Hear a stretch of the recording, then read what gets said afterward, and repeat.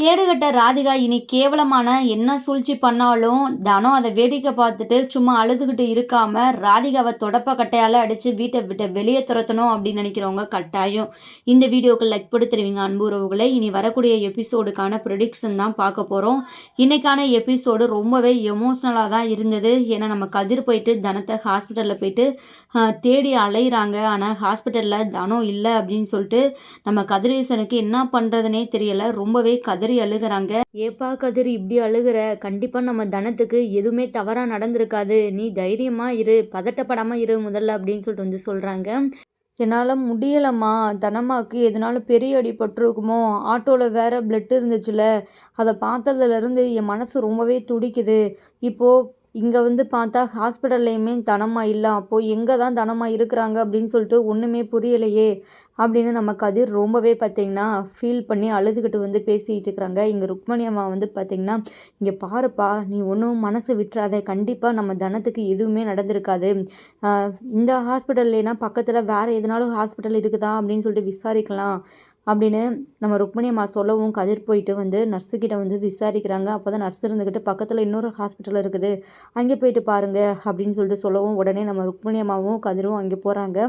தனம் அந்த ஹாஸ்பிட்டலில் தான் அட்மிட் ஆகிருக்கிறாங்க அப்படின்னு சொல்லிட்டு தெரிஞ்சதுக்கு அப்புறம் தான் கதிரேசனுக்கும் ருக்மணி அம்மாவும் கதிரேசன் ரொம்பவே அழுதுகிட்டு தனத்தை பார்க்குறதுக்காக போகிறாங்க. தனம் பார்த்தீங்கன்னா பெட்டில் உட்காந்துருக்குறாங்க. வேகமாக போயிட்டு தனம் அப்படின்னு சொல்லிட்டு அழுதுகிட்டு கதிரேசன் அப்படியே தனத்தை ஹக் பண்ணிக்கிறாரு. தனம், நான் எவ்வளோ பயந்துட்டு தெரியுமா, எங்கே தனமாக போனீங்க, ஒரு வார்த்தை என்ன ஏதுன்னு சொல்ல மாட்டீங்களா, நாங்கள் எவ்வளோ பயந்துட்டோம் தெரியுமா, உங்களுக்கு எதனாலும் ஒன்றுனா நான் என்ன பண்ணியிருந்திருப்பேன், நான் உசுரோடவே இருந்திருக்க மாட்டேன் அப்படி இப்படின்னு சொல்லிட்டு மனசில் உள்ள எல்லாத்தையுமே தனம்மா கிட்ட வந்து எமோஷ்னலாக வந்து பேசுகிறாங்க. இங்கே தனத்துக்குமே ரொம்பவே அதிர்ச்சியாக தான் இருக்குது.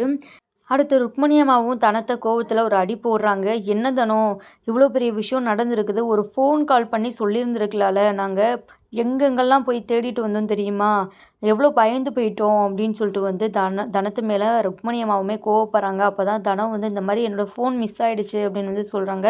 அது தெரியும் தனம், உனக்கு ஃபோன் போட்டனால தான் வந்து இப்போது உன்னை நாங்கள் தேடி வர முடிஞ்சது, இல்லைன்னா என்ன பண்ணியிருந்துருக்குது சொல்லு, இத்தனை பேரும் இருந்தோம், இப்படி ஹாஸ்பிட்டலில் யாருமே இல்லாத மாதிரி உட்காந்துருக்கிறியே, ஏன் தனம் இப்படி பண்ணுற அப்படின்னு சொல்லிட்டு நம்ம ருக்மணி அம்மாவும் ரொம்பவே வருத்தப்பட்டு பேசுகிறாங்க.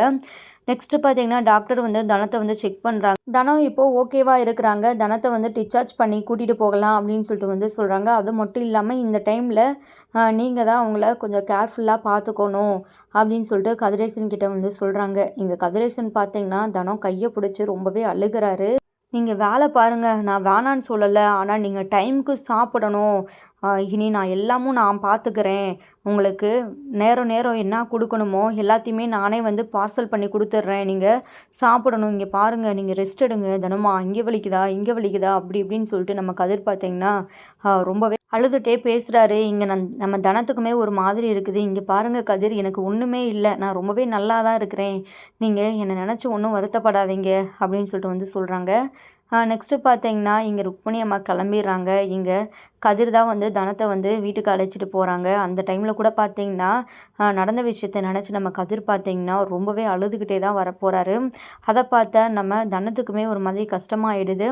உடனே கதிர்கிட்ட கொஞ்சம் நம்ம இங்கே நின்றுட்டு போகலாமா அப்படின்னு சொல்லிட்டு அங்கேயே பைக்கை நிப்பாட்டிட்டு நம்ம தனமும் கதிரும் பார்த்து பீச்சில் இருக்கிறாங்க.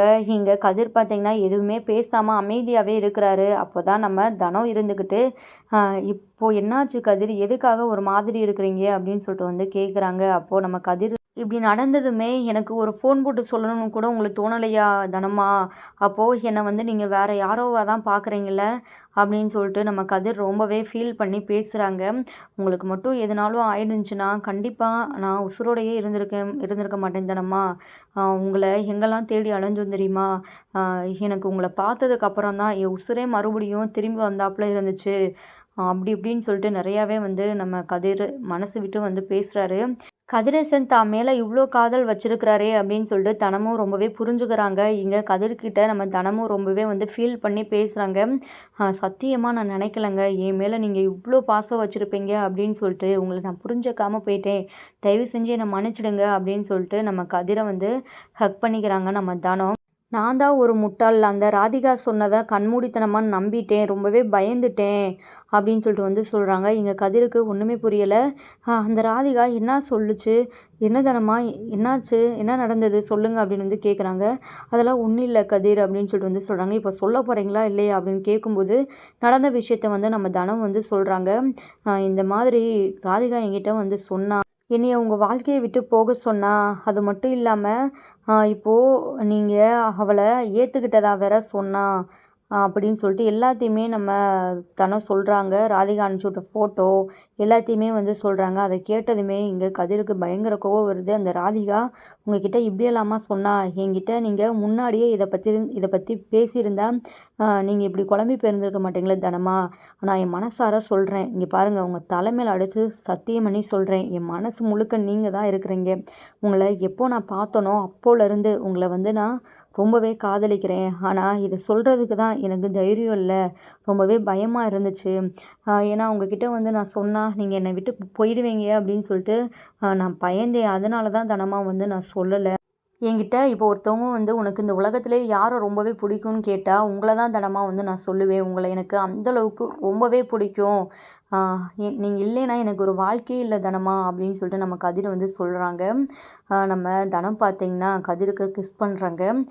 உண்மையாவே முன்னாடி உங்க மேல எனக்கு எந்த ஒரு எண்ணமும் கிடையாது. நீங்க ரொம்பவே நல்லவர் கதிர். உங்கள மாரி ஒரு பையன்லாம் உண்மையாவே கிடைக்கிறதுக்கு நான் குடுத்து வச்சிருக்கணும். ஏன்னா, எல்லா டைம்லயும் எனக்கு ரொம்பவே சப்போர்ட்டா இருந்திருக்கிறீங்க. நானும் வெளிப்படையாவே சொல்றேன் கதிர், ஐ லவ் யூ அப்படின்னு சொல்லிட்டு நம்ம தினமும் பார்த்தீங்கன்னா, தன்னுடைய காதல வந்து கதிர்கிட்ட வந்து சொல்லிர்றாங்க. கதிர் ரொம்பவே சந்தோஷப்படுறாங்க. "தனமா நீங்க சும்மா தானே சொல்றீங்க?" அப்படின்னு வந்து கேட்குறாங்க. இதில் போய் யாராச்சும் பொய் சொல்லுவாங்களா கதிர்? இன்னைக்கு நான் பார்த்தேன். என் கண்ணால பார்த்தேன். நீங்கள் என் மேலே எந்த அளவுக்கு காதல் வச்சிருக்கிறீங்க அப்படின்னு சொல்லிட்டு நான் நல்லாவே தெரிஞ்சுக்கிட்டேன். இதுக்கப்புறமும் நான் வந்து உங்கள் மேலே காதல் இல்லை. நான் வந்து சும்மா கடமைக்காக தான் உங்களுக்கு பொண்டாட்டியாக இருக்கிறேன் அப்படின்னு சொல்லிட்டு நான் சொல்ல மாட்டேன். என் மனசுலையுமே நீங்கள் மட்டும்தான் இருக்கிறீங்க. இந்த கல்யாணத்துக்கு நான் நிலா பாப்பாவுக்காக தான் வந்து ஓகே சொன்னேன். ஆனால் இப்போது உங்களை மனசார என் ஹஸ்பண்டாக ஏற்றுக்கிறேன் கதிர் அப்படின்னு சொல்லிட்டு வந்து நம்ம கதிர்கிட்ட ரொம்பவே ஓப்பனாக தனம் வந்து சொல்லிடுறாங்க. நம்ம கதிருக்கு சந்தோஷம் தாங்க முடியலை. அப்படியே தனத்தை தூக்கி சுற்றுறாங்க. ரொம்பவே 2 பேரும் மனசு விட்டு பேசிக்கிறாங்க. என்ன இவ்வளோ நேரம் ஆயிடுச்சு, இன்னும் தனமும் கதிரும் வீட்டுக்கு வரலையே அப்படின்னு சொல்லிட்டு ருக்மிணி அம்மா இங்க கதிருக்கு வந்து கால் பண்ணுறாங்க.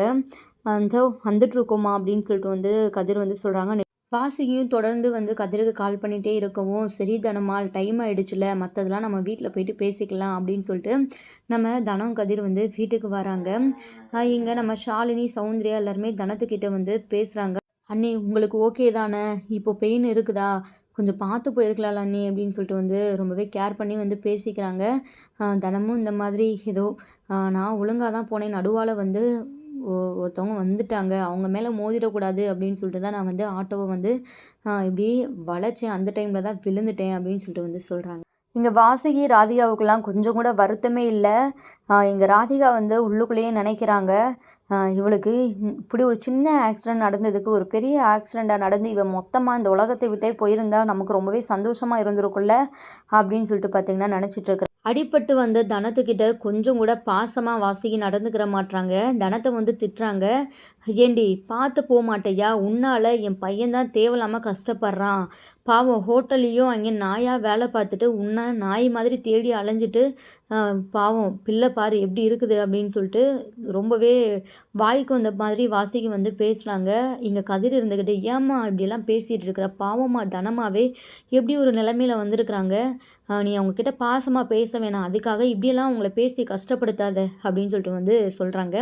"அட போடா நீ சும்மா தனமா தனமான்னு சொல்லிட்டு இப்படியே தெரி. இவ வாழ்க்கையில் வந்ததுக்கு அப்புறம் தான் உனக்கு நிறையா கஷ்டம். அடுத்தடுத்து உனக்கு எவ்வளோ கஷ்டம் வந்திருக்குது. இவ கொஞ்சம் கூட ராசியே இல்லாதவடா" அப்படின்னு சொல்லிட்டு வாசிக்கு பார்த்தீங்கன்னா தனம் வாழ்க்கையில் நடந்த விஷயங்களை அந்த இடத்துல வந்து பேசினாங்க. இதனால கதிரேசனுக்கு ரொம்பவே கோவம் வருது. "தனமாவா இப்படிலாம் பேசாதம்மா. என்ன நீ என்ன பேசினாலும் அதை நான் கேட்டுட்டு அமைதியாக போவேன்னு சொல்லிட்டு நினைக்காத" அப்படின்னு வந்து சொல்கிறாங்க. இன்றைக்கி மட்டும் தனமாக்கு எதுனாலும் நடந்துருந்துச்சுன்னா என்ன நீங்கள் உசுரோடையே பார்த்துருக்க முடியாது. ஏன்னா என் உசுரே தனம்மா கிட்ட தான் வந்து இருக்குது அப்படின்னு சொல்லிட்டு கதிரேசன் அந்த இடத்துல வந்து சொல்லவும் இங்கே வாசுகிக்கு ரொம்பவே ஷாக்காக இருக்குது. இங்கே ராதிகா இருந்துக்கிட்டு என்னம்மாம்மா இப்படியெல்லாம் பேசுகிறீங்க, போயும் இந்த தனத்துக்காக நீங்கள் உங்கள் உசுரை விட போகிறீங்களா, இப்படிலாம் பேசாதீங்க மாமா, எனக்கு ரொம்பவே கஷ்டமாக இருக்குது அப்படின்னு சொல்லிட்டு ராதிகா வந்து சொல்லிட்டு இருக்கிறாங்க. உடனே கதிரேசன் இருந்துக்கிட்டு இங்கே பாரு, உன்னை பார்த்தாலே எனக்கு பயங்கர கோவம் தான் வருது. நீ முதல்ல எதுக்காக இந்த வீட்டில் இருக்கிற, உனக்கு என்ன உரிமை இருக்குது இந்த வீட்டில் இருக்க, முதல்ல இப்போயே இந்த வீட்டை விட்டு கிளம்பு அப்படின்னு சொல்லிட்டு வந்து சொல்கிறாங்க. வாசுகி ராதிகாவுக்கு ரொம்பவே அதிர்ச்சியாக இருக்குது. இங்கே ராதிகா இருந்துக்கிட்டு மாமா என்னமாம்மா ஆச்சு, எதுக்காக இப்படிலாம் பேசிகிட்டு இருக்கிறீங்க அப்படின்னு வந்து கேட்குறாங்க. உன்னால தான் இப்போது தனத்துக்கு இந்த ஆக்சிடெண்ட்டே ஆகிடுக்குது. தன வாசுகி ராதிகாவுக்கு ரொம்பவே ஷாக்காக இருக்குது.